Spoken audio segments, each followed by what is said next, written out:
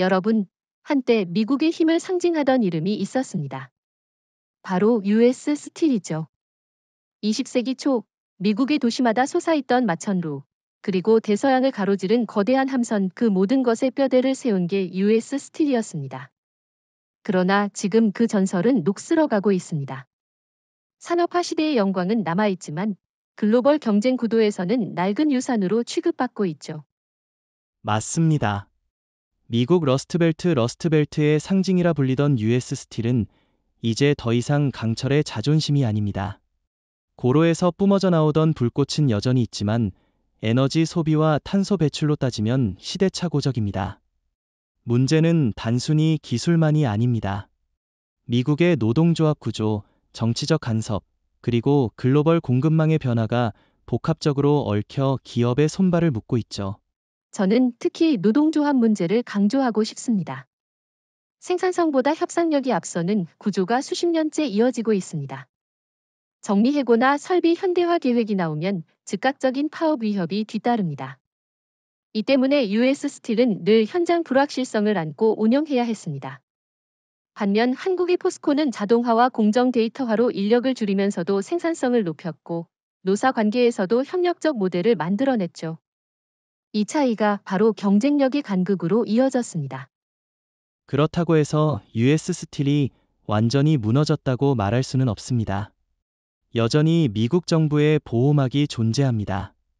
철강 관세, 인프라 투자, 방산 수요 같은 정책적 요인이 회사의 숨통을 틔워줍니다.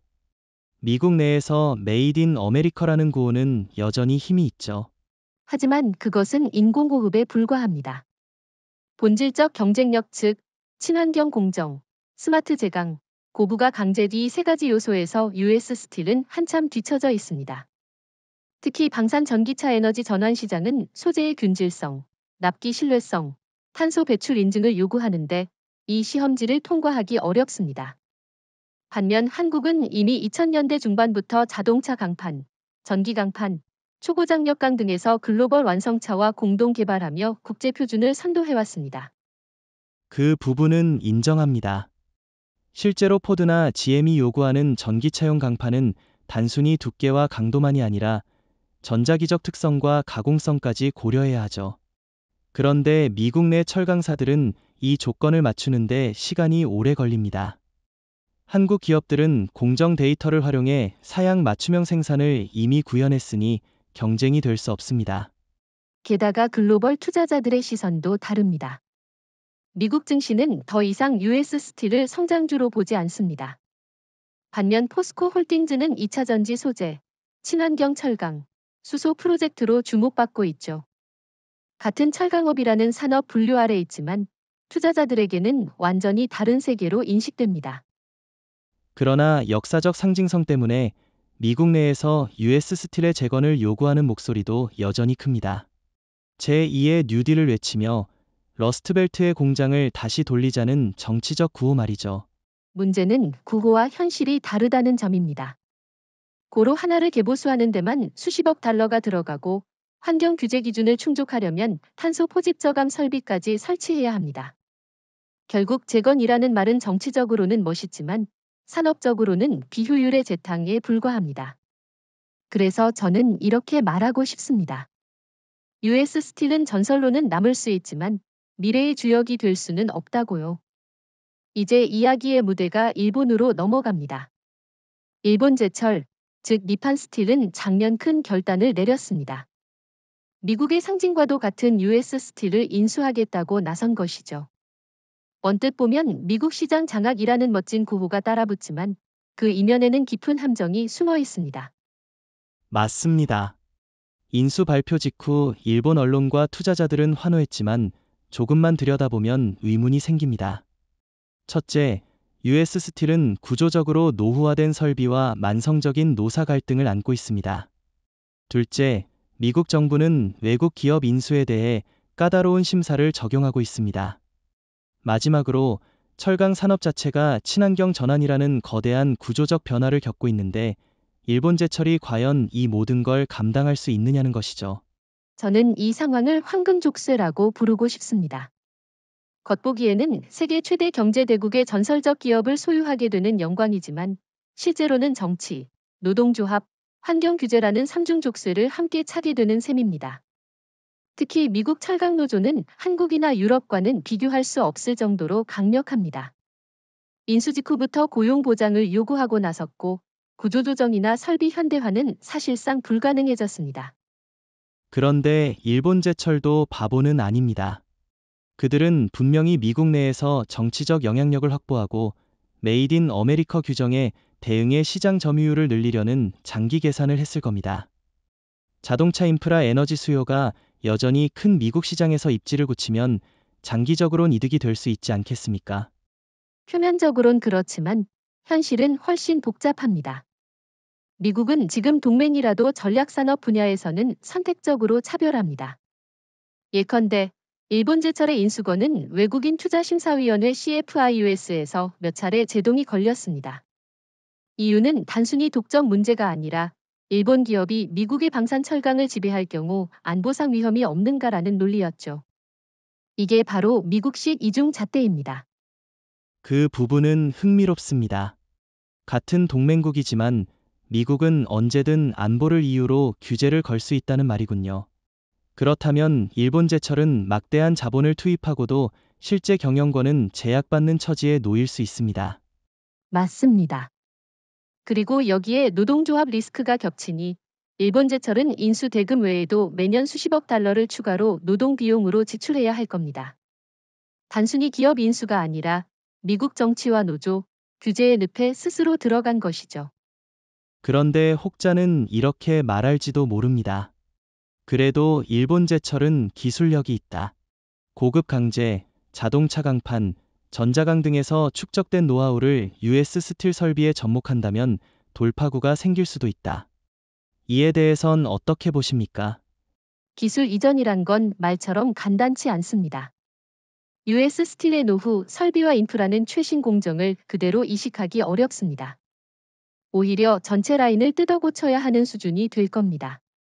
게다가 친환경 전환 시대의 핵심은 단순한 강제 기술이 아니라 저탄소 인증 체계와 공급망 신뢰성입니다. 이 분야에서 일본제철은 여전히 구식 고로 의존도가 높습니다. 반대로 포스코는 이미 수소환원제철과 전기로 리사이클 체인을 결합한 미래형 로드맵을 실행하고 있습니다.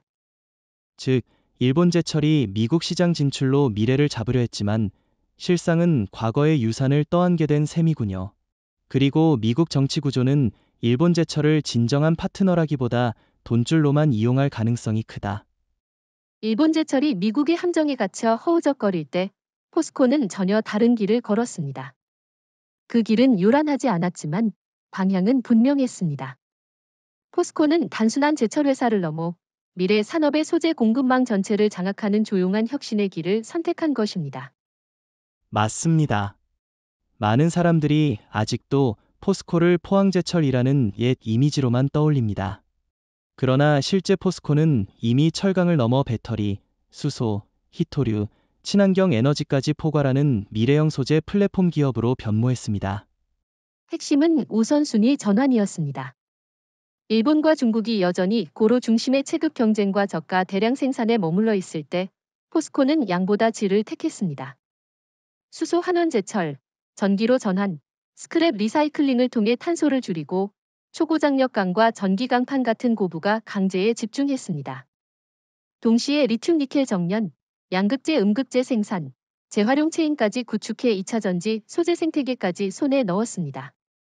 그러니까 포스코는 철강을 넘어 전기차 에너지 전환 방산까지 지탱하는 척추가 된 셈이군요. 흥미로운 건 이 모든 변신이 조용히 이루어졌다는 점입니다. 일본제철처럼 화려한 인수 합병 뉴스를 터뜨린 것도 아니고 중국처럼 무모한 증산을 한 것도 아니었죠. 바로 그렇습니다. 포스코의 진정한 강점은 실행력과 데이터 기반 관리입니다. 포항과 광양의 제철소는 이제 단순한 용광로가 아니라 스마트 팩토리입니다. 인공지능과 센서 네트워크가 공정을 실시간 제어해 품질 편차를 최소화합니다. 덕분에 글로벌 완성차 업체가 새로운 규격을 요구하면 수개월 안에 맞춤 생산이 가능합니다. 반대로 미국과 일본의 제철소들은 노조 갈등이나 노후 설비로 이런 민첩성을 발휘하지 못합니다. 그렇다면 중국은 어떻습니까? 중국은 세계 철강 생산량의 절반을 차지하면서 저가 공세를 이어가고 있습니다. 포스코가 어떻게 그 압박을 이겨냈을까요? 중국의 대량 생산 모델은 이미 한계에 부딪혔습니다. 유럽연합의 탄소 국경 조정 제도 CBAM, 미국의 인플레이션 감축법 IRA 등 국제 규제는 저탄소 인증이 없는 철강을 사실상 시장에서 배제하고 있습니다. 포스코는 이미 저탄소 인증을 확보했고 ESG 경영 체계를 정착시켰습니다. 반대로 중국 철강은 값은 싸도 규제 문턱에서 걸러집니다. 즉, 포스코는 단순한 가격 경쟁이 아닌 규제 시대의 승자가 된 것입니다. 듣고 보니 조용한 우회로라는 표현이 정말 적절합니다. 남들이 여전히 가격과 체급으로 싸울 때 포스코는 전혀 다른 게임의 법칙을 선택해버린 것이죠. 맞습니다. 저는 이를 선택과 집중의 예술이라고 부릅니다.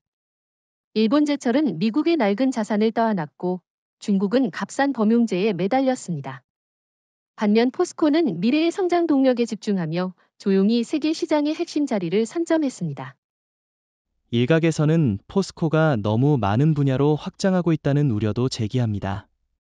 하지만 지금 말씀을 들으니 그것이 단순한 다각화가 아니라 모두 금속과 소재라는 공통된 뿌리에서 뻗어나온 가지라는 사실을 알겠습니다. 바로 그 점이 핵심입니다. 포스코의 모든 사업은 금속 소재라는 뿌리에서 파생된 것입니다. 그래서 문어발이 아니라 거대한 나무가 가지를 뻗는 자연스러운 확장입니다. 덕분에 고객사들은 포스코를 단순 공급자가 아니라 위기 관리 파트너로 인식합니다. 요즘 미국 국방부가 소재 공급망 문제로 상당히 신경을 곤두세우고 있다는 이야기를 들었습니다. 특히 잠수함과 항공모함, 스텔스 전투기에 들어가는 특수강 공급망이 취약하다는 분석이 나오더군요. 맞습니다. 그동안은 US 스틸이나 일본 제철이 그 역할을 맡아왔지만 이제는 신뢰가 무너졌습니다. 설비는 노후했고 노조 문제는 끝이 없습니다. 일본 제철은 US 스틸 인수로 미국 시장에서 발을 넓히려 했지만 오히려 정치와 규제라는 덫에 걸려버렸죠. 그런 상황에서 펜타곤이 눈을 돌린 곳이 바로 포스코 아닙니까? 사실 방산에서 중요한 건 화려한 광고가 아니라 누가 언제나 제때 납품하느냐라는 단순한 신뢰입니다. 포스코는 지난 수년간 고급 전기강판과 고장력강을 꾸준히 납품하면서 이미 데이터를 쌓아왔습니다. 그렇지만 미국은 여전히 현지 생산을 고집합니다. 아무리 포스코가 뛰어나도 결국은 현지화 압력을 받을 수밖에 없어요. 그 점이 오히려 흥미롭습니다. 포스코는 단순히 제품만 파는 게 아니라 생산 표준을 수출합니다. 포항과 광양에서 축적한 스마트 제강 시스템과 품질 관리 체계를 미국 현지 공장에 그대로 옮겨놓으면 라벨은 메이드 인 USA가 되지만 본질은 메이드 바이 코리아가 되는 것이죠. 펜타곤 입장에선 정치적 요구와 기술적 신뢰성을 동시에 충족할 수 있으니 환영할 수밖에 없습니다. 일본 제철은 왜 같은 모델을 하지 못할까요? 일본도 기술력은 있는데 말입니다. 문제는 체질입니다. 일본 제철은 아직도 고로 중심 구조에서 벗어나지 못했습니다. 전기로 수소 기반 전환이 늦고 노조 문제로 품질 일관성 유지도 힘듭니다. 게다가 지정학적으로도 미국의 완전한 신뢰를 얻지 못합니다. 반도체와 배터리 공급망에서도 일본은 늘 부분적 파트너로만 취급됐습니다. 반대로 한국은 최근 들어 핵심 파트너로 격상됐습니다.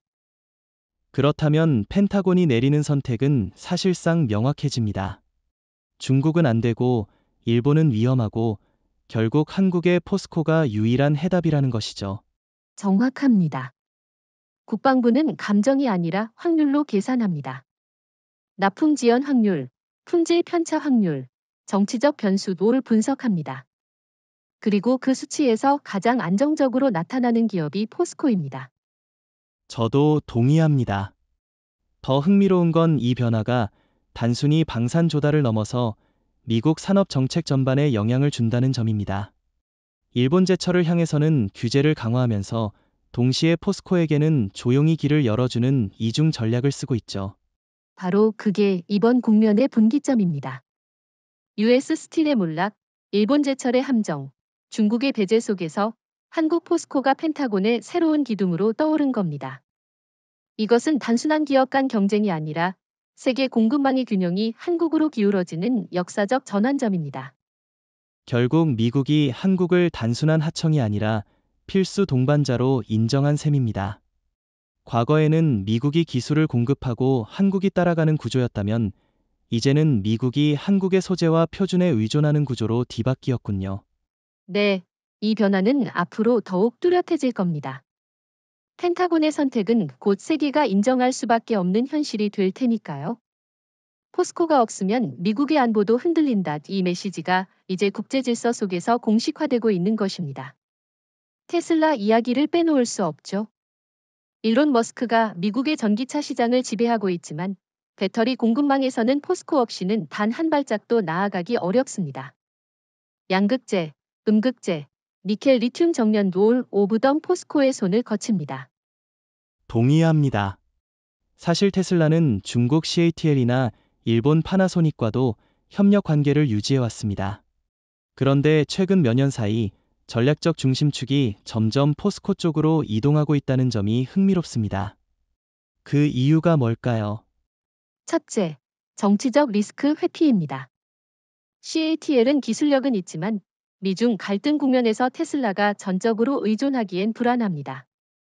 파나소닉은 생산 속도와 원재료 확보에서 한계를 드러냈죠.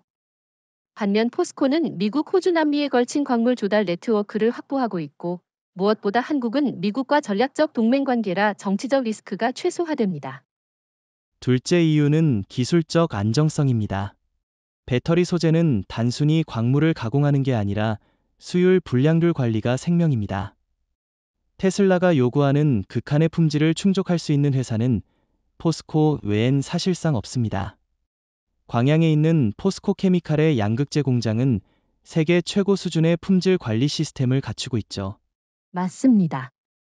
그리고 셋째, 포스코는 단순히 소재를 공급하는 게 아니라 재활용 생태계까지 제공합니다. 테슬라는 생산량이 늘어날수록 폐배터리 처리 문제가 커지는데 포스코는 사용 후 배터리를 다시 리튬 니켈 코발트로 회수해 순환 체계를 완성합니다. 이건 CATL이나 일본 기업들이 아직 제대로 구축하지 못한 영역입니다. 그렇다고 해도 테슬라 입장에서는 공급망을 다변화하려는 본능이 있습니다. 만약 포스코 의존도가 지나치게 높아지면 협상력이 줄어들 수 있으니까요. 그 부분이 바로 흥미로운 역설입니다. 테슬라가 아무리 공급망 다변화를 원해도 품질 납기, 정치적 안정성이라는 세 가지 축을 동시에 충족할 수 있는 파트너는 결국 포스코뿐입니다. 중국은 정치 리스크, 일본은 속도와 자원 부족, 유럽은 생산 원가가 너무 높습니다. 결국 테슬라는 포스코에 의존하면서도 다른 공급업체를 들러리로 세우는 수밖에 없습니다. 그렇군요. 실제로 최근 테슬라가 한국 정부와 접촉하며 포스코와의 협력 확대를 공식적으로 언급한 것도 같은 맥락이군요. 미국 내 전기차 세제 혜택 IRA도 한국산 소재를 쓰면 적용되니 테슬라 입장에서도 한국 카드가 필수입니다. 그리고 이 협력은 단순한 기업 간 계약을 넘어 미국 산업 전략과 한국 산업 전략이 맞물리는 구조가 됩니다. 미국은 자국 내 전기차 산업을 살리려 하고 한국은 글로벌 소재 공급망의 척추로 올라섭니다. 테슬라와 포스코의 연합은 그 상징적인 사례입니다. 흥미로운 점은 이런 구조가 미국과 일본의 관계를 미묘하게 바꾼다는 겁니다. 파나소닉은 테슬라 초기 파트너였지만 지금은 사실상 주변부로 밀려났습니다. 일본은 전기차 전환에서 뒷걸음질 치고 한국은 테슬라와 함께 새로운 전환의 중심에 서게 되었죠. 정리하자면 테슬라는 포스코 없이는 미래를 설계할 수 없다는 결론입니다. 이 연합은 단순한 상업 계약이 아니라 세계 배터리 소재 패권의 향방을 결정짓는 정치 경제적 동맹이라 할 수 있습니다. 그리고 이는 한국이 글로벌 공급망에서 미국을 이끄는 드문 장면이기도 합니다. 미국 철강 산업이 제대로 일어서지 못하는 가장 큰 이유 중 하나가 바로 노동조합 문제입니다.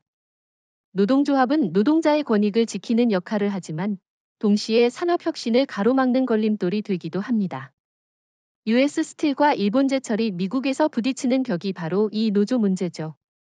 동의합니다. 미국 철강노조는 역사적으로 워낙 강력합니다. 인원 감축이나 설비 현대화 이야기가 나오면 즉각적으로 파업에 들어가 버리죠. 정치권도 러스트벨트표를 의식해 노조 편을 들 수밖에 없고요. 그 결과 기업은 투자 타이밍을 놓치고 글로벌 경쟁에서 뒤처지는 악순환이 반복됩니다. 그렇죠.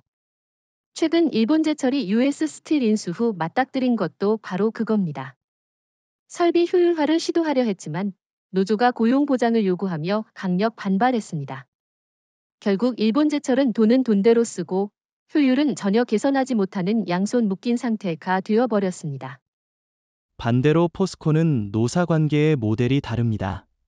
한국도 과거에는 파업이 잦았지만 포스코는 스마트 자동화 시스템을 구축하면서 노사 협력 구조를 만들어냈습니다. 특히 숙련 인력을 단순히 줄이는 대신 신기술 교육을 통해 스마트 공정 관리자로 전환시켰죠. 이게 바로 생산성과 안정성을 동시에 확보한 비결입니다. 맞습니다. 그래서 포스코는 생산 라인이 파업으로 멈춘 적이 거의 없습니다. 반면 미국 철강업체들은 정치적 이슈만 생겨도 파업이 터집니다. 이런 환경에서 펜타곤이나 테슬라 같은 글로벌 고객이 미국 철강사에 의존할 수 있겠습니까? 신뢰성이 무너진 거죠. 여기에 또 다른 역설이 있습니다. 미국 정부는 친환경 전환과 첨단 소재 개발을 강조하면서도 정작 이런 변화에 필요한 구조조정을 노동조합이 막아버린다는 점입니다. 정부는 혁신을 요구하고 노조는 안정을 요구하니 기업은 이중 압박 속에서 아무것도 못하는 상황입니다. 정확합니다. 이게 바로 미국 노동조합의 역설입니다. 단기적으로는 일자리를 지켜내지만 장기적으로는 산업 자체를 쇠퇴하게 만듭니다. 그리고 그 피해는 노동자 본인에게 돌아옵니다. 일본제철은 지금 그 함정에 갇혔고 US 스틸은 수십 년째 그 굴레를 벗어나지 못하고 있습니다. 그럼에도 미국은 여전히 국산 철강을 외치고 있죠. 하지만 실상은 국산 철강이 아니라 노조의 발목 잡힌 비효율 철강에 불과합니다. 그 사이 한국의 포스코는 세계 시장에서 신뢰와 경쟁력을 확보하며 앞으로 나아갑니다. 맞습니다. 노동조합 문제는 단순히 기업 내부의 갈등이 아니라 국가 산업 경쟁력의 문제입니다. 한국은 이 부분을 극복하고 협력적 모델을 만들었고 미국과 일본은 여전히 과거의 족쇄에 묶여 있습니다. 결국 이 차이가 세계 철강 질서를 바꾸는 요인으로 작용하게 되는 겁니다. 결론적으로 말하자면 미국의 노동조합은 스스로 산업을 지킨다고 주장하지만 실제로는 산업을 갉아먹는 역설적 존재가 되어버렸습니다. 그리고 바로 그 틈을 한국의 포스코가 차지하면서 미국이 잃어버린 신뢰를 가져가고 있습니다. 네, 펜타곤과 테슬라가 결국 포스코 쪽으로 눈을 돌린 이유가 단순히 기술 때문만은 아닙니다. 멈추지 않는 생산 라인, 흔들리지 않는 노사 구조 이것이야말로 미국 철강업계가 줄 수 없는 그러나 포스코만이 줄 수 있는 경쟁력이죠. 우리가 철강만 이야기하면 포스코의 진짜 힘을 다 설명하지 못합니다. 지금 세계가 가장 두려워하는 소재 리스크가 뭡니까? 바로 희토류와 희유금속이죠. 첨단 무기, 반도체, 전기차, 에너지 도울 오브 덤 리콰이어 레어 어스스. 그리고 이 시장은 지금까지 중국이 장악해왔습니다. 그렇죠. 중국은 전 세계 희토류 생산의 60 이상을 차지하고 정년 능력은 80 가까이 독점했습니다. 그래서 미국과 유럽이 늘 목줄을 잡힌 기분이었죠. 하지만 최근 들어 포스코가 조용히 이 구조를 뒤흔들고 있습니다. 맞습니다. 포스코는 단순히 철강 회사가 아닙니다. 이미 아르헨티나, 호주, 인도네시아 등지에서 리튬 니켈 망간 프로젝트를 운영 중이고 희토류 정련과 재활용 기술까지 확보했습니다. 중국이 원광을 지배한다고 해도 최종적으로 무기나 배터리에 들어가는 고순도 금속을 공급할 수 있는 능력은 포스코가 세계 최고 수준입니다. 그런데 희토류 분야에서는 일본도 한때 강점을 가졌습니다.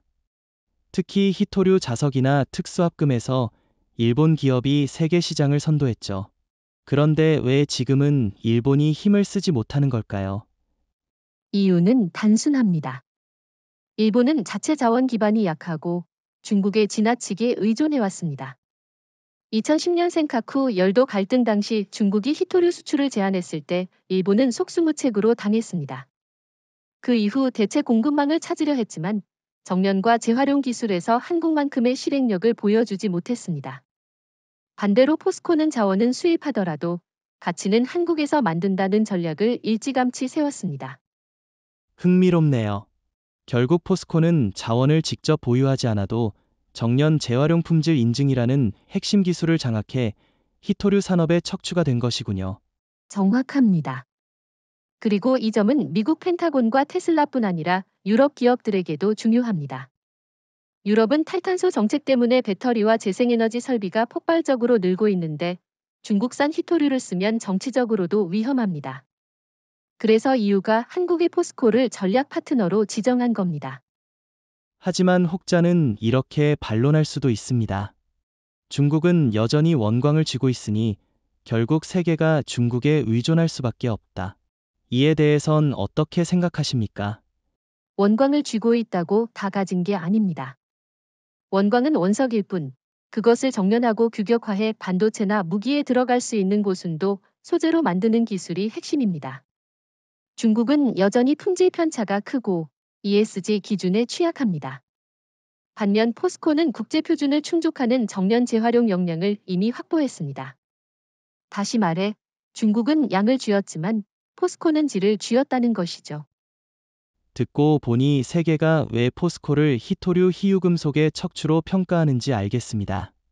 미국 안보 전략, 유럽 에너지 전환, 테슬라의 배터리 생산, 올 오브 덤 포스코 없이는 불가능한 구조군요. 바로 그렇습니다. 일본은 과거의 기술력에 안주했고 중국은 정치적 리스크를 자초했습니다. 그 틈에서 포스코는 묵묵히 기술과 신뢰를 쌓아 올렸습니다. 이제는 세계가 한국을 바라볼 수밖에 없습니다. 포스코가 없으면 미래 산업도 없다 이 명제가 현실로 굳어지고 있습니다. 최근 미국의 태도를 보면 흥미로운 점이 있습니다. 겉으로는 일본을 주요 동맹으로 대우하는 듯하지만 실제 경제 산업 정책을 보면 오히려 일본을 견제하는 모습이 뚜렷합니다. 특히 일본 제철의 US 스틸 인수 과정에서 워싱턴은 각종 규제와 심사를 걸며 사실상 발목을 잡았죠. 맞습니다. 미국이 일본을 공개적으로 압박하는 경우는 드뭅니다. 그런데 이번에는 의도적으로 노동조합 문제와 안보 심사를 강조하며 일본 제철을 난처하게 만들었습니다. 미국 입장에서는 일본이 미국 철강의 주도권을 쥐는 걸 원치 않는 겁니다. 그렇다고 미국이 철강 공급망을 포기할 수는 없습니다. 그래서 선택한 게 바로 한국, 포스코입니다. 워싱턴은 일본을 누르면서도 한국에게는 조용히 길을 열어주고 있습니다. 펜타곤이 포스코를 전략 파트너로 보는 것도 같은 맥락이죠. 이건 사실 이중 전략입니다. 일본에는 규제를 통해 너무 앞으로 나오지 말라는 신호를 주고 한국에는 너희가 우리 공급망의 척추가 되어 달라는 신호를 주는 거죠. 미국은 동맹을 차별적으로 다루는 겁니다. 이 차별은 단순히 철강이나 배터리에서만 드러나는 게 아닙니다. 반도체에서도 마찬가지입니다. 미국은 일본 반도체 장비 기업에는 특정 기술을 제한하면서 한국 기업에는 보조금을 제공하며 공장 설립을 독려합니다. 철강 히토류 배터리도 똑같습니다. 일본은 이런 미국의 이중잣대에 불만을 품지만 공개적으로 반발하기 어렵습니다. 미국의 안보 우산에 의존하는 구조라서 경제적으로 불리해도 따라갈 수밖에 없는 거죠.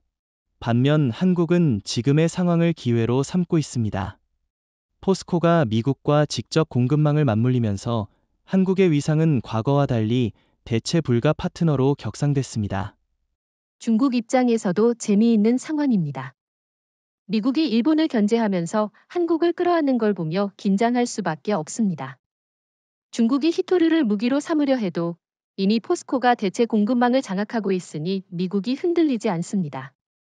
일본은 무기력하고 한국은 오히려 힘을 키워가는 겁니다. 이중 전략이라는 표현이 정확합니다. 미국은 표면적으로는 모든 동맹이 중요하다고 말하지만 실제 선택은 철저히 현실적입니다. 일본은 과거의 자산에 머무르고 한국은 미래의 표준을 제시합니다. 당연히 워싱턴은 후자를 택할 수밖에 없습니다. 바로 그 지점이 중요합니다.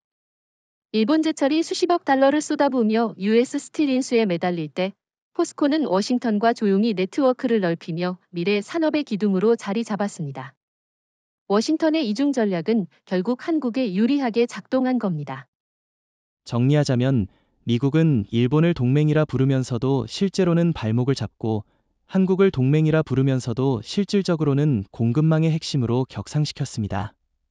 이건 단순한 산업 문제를 넘어 동북아의 힘의 균형을 바꾸는 변화입니다. 맞습니다. 워싱턴의 이중 전략은 냉혹하지만 그 결과 한국은 새로운 위치에 오르게 되었습니다. 일본은 희미해지고 중국은 배제되고 한국은 선택받았습니다. 결국 세계 산업의 무대에서 포스코는 미국이 스스로 끌어안은 동맹의 중심축이 된 것이죠. 포스코를 단순히 철강 회사로 보는 시각은 이제 시대착오적입니다. 지금 포스코는 철강을 뿌리로 두되 배터리 소재, 수소 에너지, 그리고 AI 기반 스마트 산업까지 확장한 거대한 산업 생태계를 만들었습니다. 맞습니다. 과거 제철소에서 불꽃을 일으키던 이미지를 떠올리는 사람들이 많지만 실제로는 포항과 광양 단지가 이미 스마트 시티형 산업 클러스터로 진화했죠. AI가 용광로의 온도를 조절하고 빅데이터가 공급망을 실시간 최적화합니다. 이게 중요한 이유는 단순한 자동화가 아니라 변동성 관리 능력 때문입니다. 글로벌 산업의 가장 큰 리스크는 수요의 급격한 변화입니다. 자동차 방산 에너지 기업들이 내년에 규격이 바뀐다고 하면 포스코는 AI와 데이터 기반 제어로 즉각 공정을 조정할 수 있습니다. 미국과 일본의 철강사들은 이런 민첩성을 따라오기 어렵습니다. 그렇죠. 특히 미국 기업들은 노조 문제와 낡은 설비로 인해 생산 전환에 몇 년이 걸리지만 포스코는 몇 개월 안에 대응합니다. 그 차이가 바로 고객사 신뢰로 이어집니다. 테슬라나 GM, 현대차가 포스코를 전략 파트너로 선택하는 이유가 여기 있습니다. 또 하나 주목할 점은 배터리 생태계입니다. 포스코는 철강으로 시작했지만 지금은 리튬 니켈 정년, 양극재 음극재 생산, 폐배터리 재활용까지 연결했습니다. 이게 바로 수직 통합 생태계죠. 일본은 소재 기술은 있지만 자원 확보가 약하고 중국은 자원은 많지만 신뢰성이 없습니다. 한국 포스코만이 안정적인 글로벌 체인을 완성했습니다. 게다가 포스코는 수소 산업에도 앞서가고 있습니다. 제철 공정에서 배출되는 막대한 탄소를 줄이기 위해 수소 환원 제철 기술을 세계 최초로 상용화하려 하고 있죠. 만약 이 기술이 본격적으로 자리 잡으면 한국은 철강 강국을 넘어 수소 경제 강국으로 도약할 수 있습니다. 그런데 이 모든 것을 가능하게 하는 게 바로 AI 기반 제어입니다. 포스코는 공정을 디지털 트윈화해서 실제 라인을 가동하기 전에 가상 공간에서 시뮬레이션을 돌립니다. 이를 통해 불량률은 줄이고 납기는 단축되며 고객 맞춤형 제품 생산이 가능해집니다. 중국이 아무리 값싼 철강을 찍어내도 이런 신뢰성은 줄 수 없습니다. 즉, 포스코는 단일 기업이 아니라 하나의 산업 플랫폼으로 변모한 셈이군요. 철강, 배터리, 수소, AI, 이 모든 분야가 연결돼 하나의 거대한 생태계를 이루고 있습니다. 그렇습니다. 일본은 미국 철강을 인수하느라 늪에 빠졌고 중국은 자원 의존 모델에 갇혔습니다. 반면 포스코는 미래 산업의 네트워크를 만들었습니다. 그래서 이제는 펜타곤, 테슬라, 유럽 에너지 기업까지 모두 포스코를 산업 생태계 파트너로 부르고 있습니다. 결국 이 생태계야말로 한국이 세계 산업 질서에서 독보적 위치를 확보하는 근거입니다. 과거에는 한국이 미국의 기술을 받아들였다면 이제는 미국과 세계가 한국의 생태계에 올라타는 구조가 된 거죠. 네, 바로 그겁니다. 포스코의 생태계는 철강에서 시작했지만 이제는 AI와 수소까지 뻗어나가며 미래 산업의 척추가 되었습니다. 미국이, 일본이, 중국이 따라올 수 없는 길을 한국이 이미 선점한 겁니다. 철강 산업의 역사를 돌아보면 US 스틸은 한때 전 세계의 상징이었습니다. 카네기 시대부터 이어진 아메리칸 드림의 상징 같은 존재였죠. 20세기 중반까지만 해도 미국의 항공모함과 고층 빌딩은 모두 US 스틸의 강제로 세워졌습니다. 하지만 지금의 US 스틸은 그 전설을 소비하는 기업일 뿐 새로운 전설을 만들 역량은 사라진 상태입니다. 그와 달리 포스코는 정반대의 길을 걸었습니다. 1960년대만 해도 한국은 철강 한 톤 제대로 못 만들던 나라였는데 이제는 세계가 의존하는 고급 강제와 배터리 소재의 공급자로 성장했습니다. 역사의 아이러니죠. 미국이 자랑하던 US 스틸은 몰락했고 미국의 동맹인 한국의 포스코는 오히려 미국을 지탱하는 버팀목이 되었습니다. 가장 큰 차이는 설비와 기술입니다. US 스틸은 여전히 노후화된 고로 설비에 의존합니다. 탄소 배출이 많고 유연성이 떨어지죠. 반면 포스코는 수소환원 제철과 전기로 전환을 병행하며 차세대 친환경 제강 기술을 선도하고 있습니다. 철강이 오염 산업이라는 이미지를 벗고 친환경 첨단 소재 산업으로 바뀐 건 포스코의 덕이 큽니다.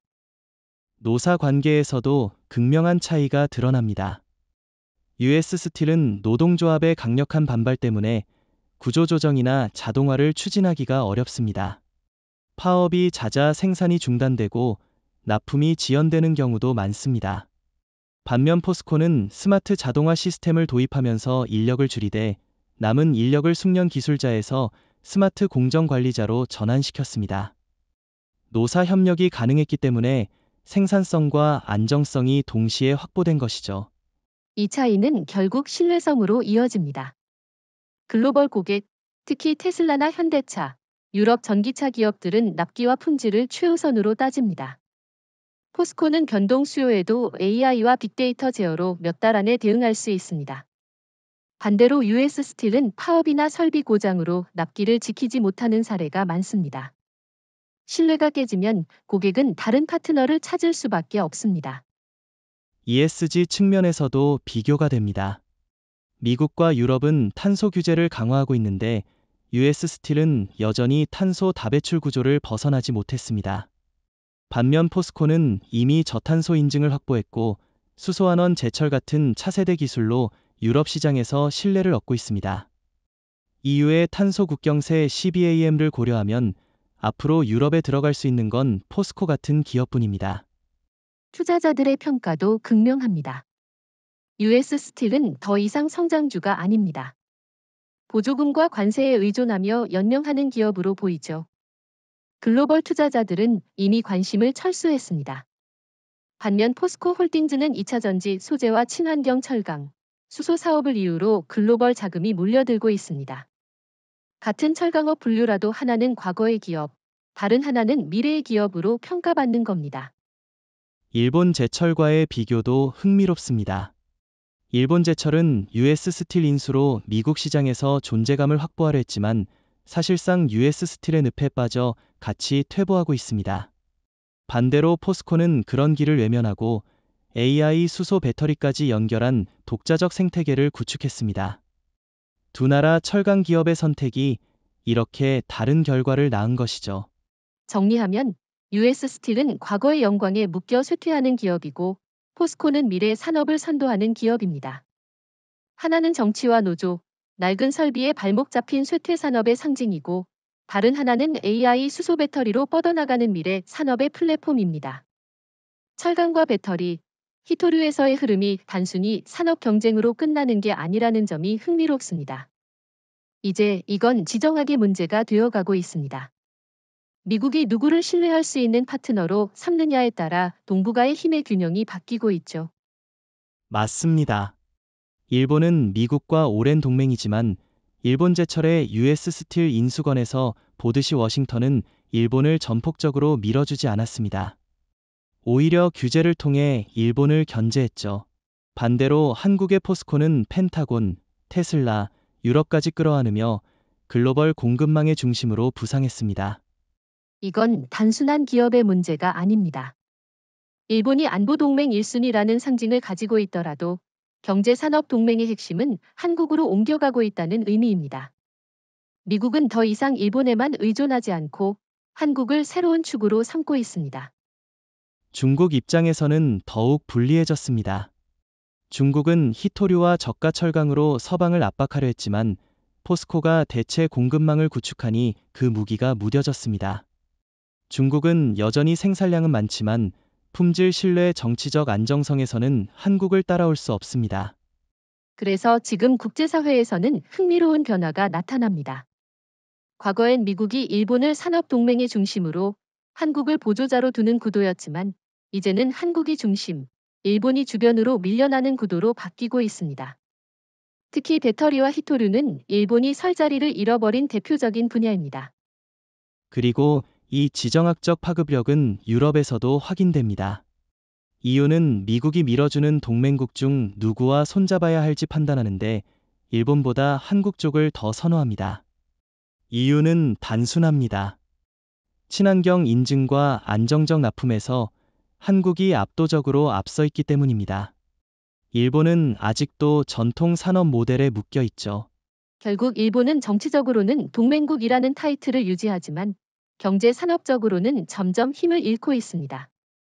반대로 한국은 미국과 유럽의 실질적 파트너로 떠오르면서 지정학적 위상까지 끌어올리고 있습니다.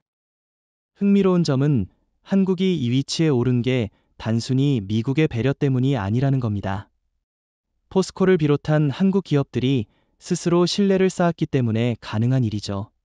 납기를 지키고 ESG를 충족하고 새로운 기술을 선도한 결과 미국과 유럽이 한국 없이는 안 된다는 결론에 도달한 겁니다. 그렇습니다. 일본은 과거 자본력과 전통을 믿었지만 결국 미래를 준비하지 못했습니다. 중국은 양적 우위에 안주하다 정치적 리스크로 스스로 신뢰를 무너뜨렸습니다. 반면 한국은 치밀하게 준비했고 조용히 신뢰를 구축했습니다. 그 결과 지금은 동북아 질서에서 한국이 가장 빛나는 자리에 서게 된 겁니다. 정리하자면 미국의 산업 전략이 한국을 중심으로 재편되면서 한국은 군사적 동맹국에서 경제 산업 동맹국으로 격상되었습니다. 일본은 동맹 타이틀만 남았고 중국은 배제되었습니다. 이게 바로 포스코의 성공이 가져온 지정학적 파급력입니다. 네, 이제 세계는 한국을 단순한 협력자가 아니라 글로벌 공급망의 핵심 축으로 인정합니다. 포스코의 성장 스토리는 곧 한국의 위상 상승을 보여주는 국제정치의 거울이 된 셈입니다. 지금 유럽을 보면 흥미로운 장면이 펼쳐지고 있습니다. 과거에는 철강과 소재 공급망에서 미국이나 일본에 크게 의존했는데 이제는 한국으로 눈길을 돌리고 있습니다. 특히 포스코가 친환경 철강과 배터리, 소재에서 압도적인 경쟁력을 보이면서 유럽 기업들이 줄줄이 계약을 체결하고 있죠. 맞습니다. 유럽연합은 탄소 중립을 2050년까지 달성한다는 목표를 세우고 그 과정에서 탄소 국경 조정 제도 CBAM를 도입했습니다. 이는 곧 고탄소 철강을 사실상 유럽 시장에서 퇴출시키겠다는 선언과 같습니다. 그런데 US 스틸이나 일본 제철은 아직 저탄소 전환이 더딥니다. 중국 철강은 말할 것도 없고요. 결국 유럽 입장에서 믿을 수 있는 공급자는 포스코뿐입니다. 게다가 유럽 자동차 산업의 전환 속도는 매우 빠릅니다. 폭스바겐, BMW, 다임러 올 오브 덤 알테스프리트 4 안정적인 배터리 소재 공급. 그런데 유럽 내에는 배터리 소재 정년 재활용 역량이 부족합니다. 여기서 포스코가 들어갑니다. 한국에서 이미 축적한 기술과 공급망을 유럽 현지 공장과 연결해주는 거죠. 실제로 포스코는 헝가리, 폴란드, 스페인 등 유럽 곳곳에 배터리 소재 거점을 세우고 있습니다. 단순히 제품을 수출하는 게 아니라 현지화된 유럽형 소재 생태계를 만드는 겁니다. 유럽 기업들 입장에서는 한국의 기술과 유럽의 시장을 결합하는 가장 이상적인 모델입니다. 이건 일본과 극명하게 비교됩니다. 일본 기업들도 유럽 시장에 진출하려 했지만 친환경 인증에서 번번이 걸렸습니다. 특히 일본 제철은 탄소 배출을 줄이지 못해 유럽에서 불이익을 받았죠. 반면 포스코는 이미 ESG 보고 체계와 저탄소 인증을 갖추고 있었기 때문에 유럽 정부와 기업들이 안심하고 계약할 수 있었습니다.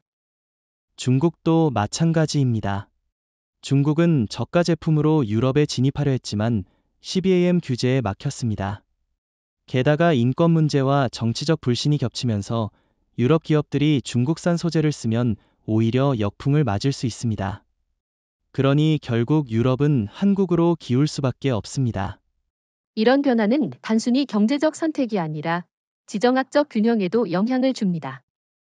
유럽이 한국과 긴밀히 협력한다는 건 미국이 한국을 선택한 것과 같은 맥락입니다.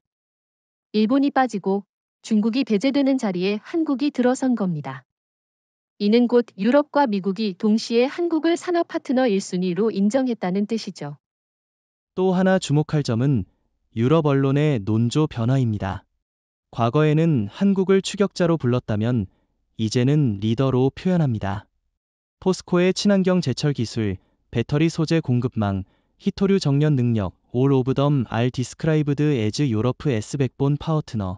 한국이 유럽 산업의 척추로 인정받는 순간이 온 겁니다. 결국 유럽의 선택은 명확합니다. 미국이 한국을 끌어안고 유럽이 한국에 기대는 구조가 굳어지고 있습니다. 일본은 과거의 영광에 매달리다 자리를 잃었고 중국은 정치적 리스크로 배제됐습니다. 한국만이 기술 신뢰 친환경을 모두 충족하는 유일한 파트너로 떠오른 겁니다. 정리하면 유럽의 균형추가 한국 쪽으로 기운 건 단순한 무역의 문제가 아니라 향후 국제 질서 재편의 신호탄입니다. 한국이 이제 미국과 유럽을 동시에 연결하는 글로벌 산업 허브로 자리매김한 것이죠. 네, 그래서 저는 이렇게 말하고 싶습니다. 유럽의 선택은 곧 세계의 선택이다. 그리고 그 선택의 중심에는 한국 포스코가 있습니다. 산업 경쟁 못지않게 중요한 게 바로 여론전입니다. 기업과 국가의 이미지가 국제 언론과 투자자들의 인식에서 어떻게 자리 잡느냐가 미래를 좌우하죠. 최근 흐름을 보면 미국은 US 스틸 부활을 외치며 여론전을 시도하지만 실상은 허상에 불과합니다. 맞습니다. 미국 언론조차 냉정하게 평가하고 있죠. 월스트리트 저널이나 블룸버그 보도를 보면 US 스틸은 구조적 한계를 극복하지 못했다는 분석이 반복됩니다. 투자자들도 관세와 보조금 없이는 생존이 어렵다고 보고 있습니다. 그런데도 워싱턴은 정치적 이유로 부활을 강조하니 국제사회에서는 오히려 냉소가 나옵니다. 반면 포스코를 향한 보도는 확실히 다릅니다. 파이낸셜 타임스는 포스코를 친환경 제철과 배터리, 소재에서 세계를 선도하는 기업이라고 평가했고, 유럽 언론들은 포스코를 그린 백본 오브 인더스트리라고 부르기 시작했습니다. 신뢰라는 단어가 반복되는 게 특징입니다. 흥미로운 건 일본입니다. 일본 제철이 US 스틸 인수를 발표했을 때는 잠시 화제가 됐지만 지금은 스스로 함정에 빠졌다는 비판 기사가 쏟아지고 있습니다. 일본 언론조차 막대한 자본을 들여 미국의 정치 노조 문제까지 떠안았다며 자국 기업의 판단을 비판하고 있습니다. 결국 일본은 글로벌 여론전에서도 힘을 잃고 있습니다. 중국은 상황이 더 심각합니다. 히토류와 철강에서 여전히 세계 최대 생산국이지만 서방 언론은 중국산 제품을 리스크라고 부릅니다. 품질 불안, 인권 문제, 정치적 무기화 노을 네거티브. 국제사회에서 중국산 소재는 싸도 신뢰할 수 없는 것으로 취급됩니다. 결국 이 여론전에서 승자는 한국입니다. 포스코가 공급망에서 중요한 역할을 한다는 사실은 이미 증명됐고 언론은 그것을 반복적으로 보도하면서 이미지가 굳어지고 있습니다. 미국은 허상, 일본은 퇴보, 중국은 불신, 이 삼각 구조 속에서 한국만이 신뢰라는 키워드를 독점하고 있습니다. 투자자들의 반응도 같은 맥락입니다. US 스틸 주가는 정체 상태인데 포스코 홀딩즈는 배터리 친환경 철강 덕분에 글로벌 펀드들의 러브콜을 받고 있습니다. 여론과 자본이 동시에 한국 쪽으로 몰리고 있는 거죠. 이게 단순히 경제적 현상이 아니라는 게 더 흥미롭습니다. 국제사회에서 신뢰할 수 있는 동맹이라는 이미지는 산업뿐만 아니라 외교, 안보에도 연결됩니다. 포스코의 신뢰는 곧 한국의 국가 이미지로 확장되고 있습니다. 맞습니다. 그래서 지금의 글로벌 여론전은 산업 경쟁을 넘어선 국가 브랜드 전쟁이라고 할 수 있습니다. 미국은 허상을 내세우지만 시장은 이미 냉정하게 평가합니다. 일본은 발을 헛디뎠고 중국은 불신을 자초했습니다. 그 결과 한국은 산업과 국가 모두에서 신뢰를 대표하는 나라로 부상한 겁니다. 정리하자면 글로벌 여론전의 구도는 명확합니다. 미국 허상, 일본 추락, 중국 불신, 그리고 한국 신뢰. 이 단순하지만 강력한 구도가 앞으로 국제 질서를 재편하는 원동력이 될 겁니다. 네. 그리고 그 신뢰의 중심에 포스코가 있습니다. 이제 세계는 한국을 믿을 수 있는 산업 파트너로 기억하게 될 겁니다. 포스코의 성장은 단순히 산업적 성과에 머물지 않습니다. 저는 이걸 소프트 파워의 확장이라고 봅니다. 이제 세계는 한국을 단순한 제조 강국이 아니라 믿을 수 있는 동맹국 파트너로 인식하게 됐습니다. 맞습니다. 예전에는 한국의 소프트 파워라 하면 K-팝이나 드라마 같은 문화 콘텐츠가 중심이었죠. 그런데 지금은 포스코 같은 산업 기업들이 한국의 국가 브랜드를 끌어올리는 역할을 하고 있습니다. K 콘텐츠에서 K 소재로 확장된 셈입니다. 특히 흥미로운 건 포스코가 쌓은 신뢰의 이미지가 한국 전반에 전이된다는 겁니다. 테슬라와 펜타곤이 포스코를 선택하면서 국제사회는 한국을 산업과 안보를 동시에 책임질 수 있는 나라로 바라보게 됩니다. 이는 단순히 기업의 성과를 넘어 국가 외교력으로 직결됩니다. 반대로 일본은 이 부분에서 큰 타격을 입었습니다. 일본 제철이 US 스틸 인수에 매달리면서 산업적 신뢰를 잃었고 그 결과 일본의 국가 이미지도 함께 약화됐습니다. 기술 강국 일본이라는 브랜드가 이제는 빛이 발했다는 평가가 나옵니다. 중국은 말할 것도 없죠. 값싼 생산력은 있지만 정치적 불신과 품질 문제 때문에 국제사회에서 신뢰를 얻지 못합니다. 오히려 위험한 공급자라는 낙인이 찍혀 있습니다. 반대로 한국은 신뢰 투명성 혁신이라는 세 가지 키워드를 기반으로 국가 브랜드를 구축했습니다.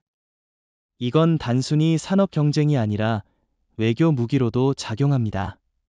유럽이 한국과 전략적 파트너십을 맺는 이유는 단순히 철강이 좋아서가 아니라 한국은 약속을 지킨다는 인식을 갖고 있기 때문입니다. 포스코의 납기 신뢰와 ESG 준수는 곧 한국 외교의 자산이 됩니다. 결국 소프트 파워란 문화만이 아니라 산업 신뢰에서 비롯된 국가의 이미지이기도 합니다. 포스코가 보여준 투명성과 지속 가능성은 한국을 믿을 수 있는 나라로 만들었고, 이는 다른 산업과 외교 전반에도 긍정적 영향을 미칩니다. 투자자들도 같은 인식을 공유합니다. 뉴욕이나 런던의 금융가에서 한국 기업은 위험한 신흥국이 아니라 안정적이고 혁신적인 파트너로 인식됩니다. 이것이 바로 포스코가 국가 브랜드에 기여하는 방식입니다. 결국 우리는 지금 하나의 전환점을 보고 있습니다. 과거 한국은 K-팝과 드라마로 세계의 마음을 얻었다면, 이제는 포스코 같은 기업들이 세계의 신뢰를 얻고 있습니다. 문화와 산업, 하드파워와 소프트파워가 결합된 새로운 한국의 국가 브랜드가 만들어지고 있는 겁니다. 정리하자면 일본은 과거의 영광에 매달리다 소프트 파워를 잃었고 중국은 정치적 불신으로 소프트 파워를 구축하지 못했습니다. 반면 한국은 포스코라는 산업적 신뢰를 통해 소프트 파워까지 끌어올렸습니다. 이건 단순한 기업 이야기가 아니라 한국이 세계 무대에서 어떤 나라로 기억될지를 결정짓는 대목입니다. 네, 이제 한국은 K-팝의 나라를 넘어 K-소재와 신뢰의 나라로 불리고 있습니다. 그리고 그 중심에는 포스코가 있습니다. 이제 이야기를 정리할 때가 된 것 같습니다. 우리가 지난 시간 동안 짚어본 건 단순한 기업 경쟁이 아니었습니다. US 스틸의 몰락, 일본 제철의 함정, 중국의 불신, 그리고 포스코의 부상 이 네 축이 만들어낸 흐름은 곧 세계 산업 질서의 재편입니다. 맞습니다. 한때 미국의 상징이던 US 스틸은 이제 정치 구호 속 화상으로만 남았고 일본 제철은 미국 시장에서 발목이 잡혀 힘을 잃었습니다. 중국은 여전히 양적 우위를 내세우지만 국제사회에서는 불신의 대상이 되고 있습니다. 반면 포스코는 조용히 그러나 확실히 새로운 패러다임을 열어가고 있습니다. 포스코의 강점은 명확합니다. 첫째, 친환경 전환의 선도자라는 점입니다. 수소환원 제철과 전기로 전환, ESG 인증 도울 오브 덤 세계 표준을 주도하고 있습니다. 둘째, 배터리와 히토류 생태계를 장악한 점입니다. 리튬니켈 망간 히토류 정련과 재활용 체계는 글로벌 고객이 한국을 떠날 수 없게 만들었습니다. 셋째, AI와 데이터 기반 생산을 통해 납기 품질에서 세계 최고 신뢰성을 확보했습니다. 이 세 가지가 결합하면서 포스코는 단순한 철강 회사가 아니라 글로벌 산업 플랫폼으로 자리 잡게 된 겁니다. 펜타곤이 포스코를 선택하고 테슬라가 포스코에 의존하며 유럽이 포스코와 손잡는 건 모두 같은 맥락이죠. 세계가 한국을 미래 산업의 척추로 인정하고 있는 겁니다. 이건 한국의 국가 위상에도 직접적인 영향을 줍니다. 과거에는 한국이 미국의 기술을 배우던 입장이었지만 이제는 미국과 유럽이 한국의 기술과 공급망에 의존합니다.